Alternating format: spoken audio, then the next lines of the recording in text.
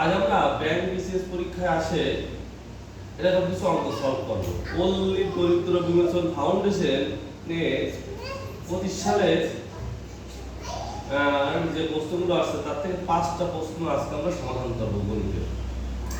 এই প্রশ্নগুলো অন্যান্য পরীক্ষাও প্রায় আসে।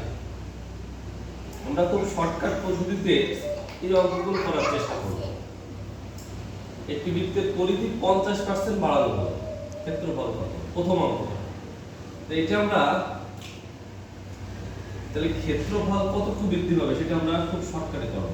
কিন্তু পরীক্ষায় আমাদের 20 সেকেন্ড 30 সেকেন্ড বা 1 মিনিটের কম সময় আমাদের এগুলো করতে হবে। এই জন্য আমরা খুব দ্রুততার সহিত এইগুলো করব। খেয়াল করো, ক্ষেত্রফল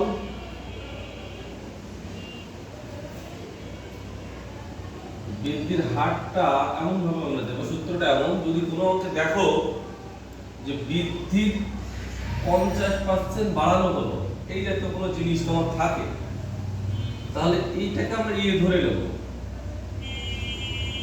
a plus b plus a b by 100 এরকম দিয়ে বাইরে পার্সেন্ট। এটা হচ্ছে মেন সূত্র।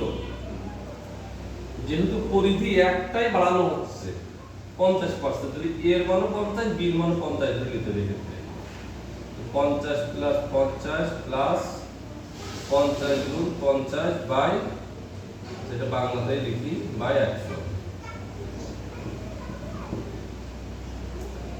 তাহলে এখানে হচ্ছে 100, এখানে যদি কাটাকাটি করি যদি 525 তাহলে 125, তার মানে 125%। তাহলে বলেছে ক্ষেত্রফল কত হবে? যে ক্ষেত্রফল 25% বৃদ্ধি পাবে। তাহলে ক্ষেত্রফল বৃদ্ধির হার 125%। এই যে আমাদের 1 নম্বর অঙ্কটা কিন্তু সমাধান হয়ে গেল।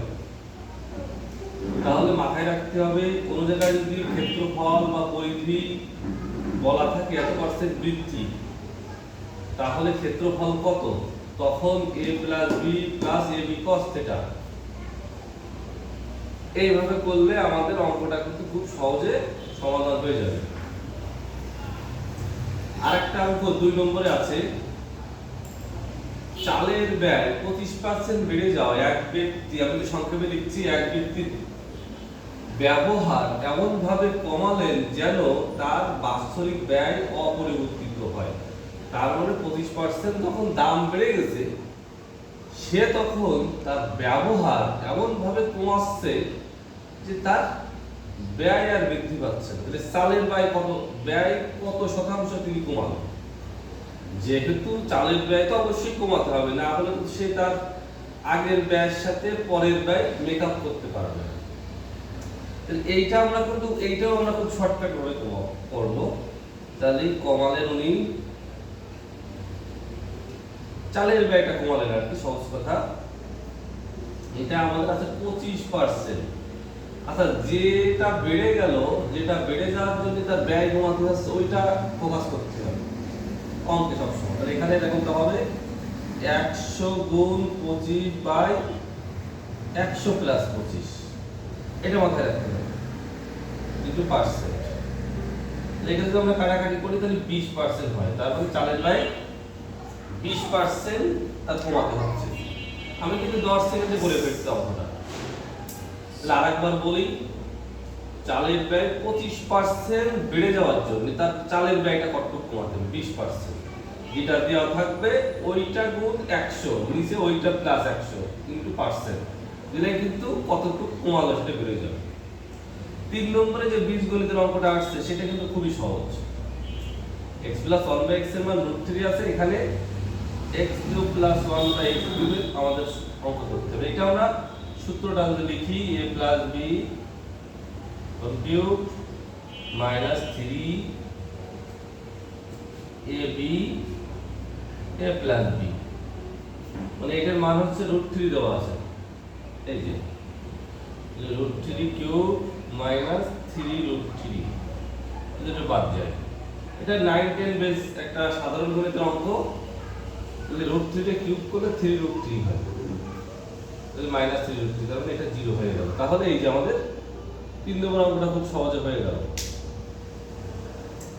যে পরবর্তীতে আমরা 4 এবং 5 নম্বর অঙ্কটা করব। 4 নম্বরে বলছে এত এত সংখ্যাগুলির গড় কত। তাহলে গড় বের করতে গেলে আমাদের প্রথমে যে সংখ্যাগুলো আছে এগুলো যোগ আকারে নিতে হবে। 3টে সংখ্যা 3 দিয়ে ভাগ, তার মানে লসাগু নিতে হবে 4। 2 দিয়ে 4 দিয়ে ভাগ করলে 2 যোগ 1 যোগ উপরে 3 আছে, 3 যোগ 3। আচ্ছা, আর নিচে আছে 3, তারপর 3 আর 3 6, আচ্ছা 10, 10/4 গুণ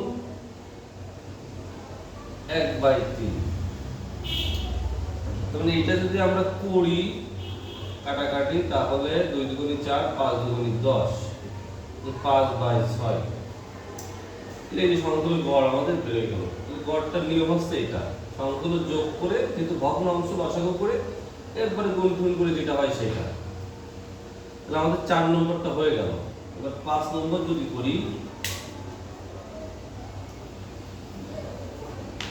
এখানে 3টি ধারাবাহিক সংখ্যা। ধারাবাহিক মানে ব্যাপারটা বুঝতে হবে, এখানে ধারাবাহিক মানে পরপর। 3টি ধারাবাহিক সংখ্যার পূর্ণ সংখ্যার গুণফল 120। প্রথমে যে 120টা সংখ্যা থাকবে এটা তোমরা লসাগু করে ফেলবে।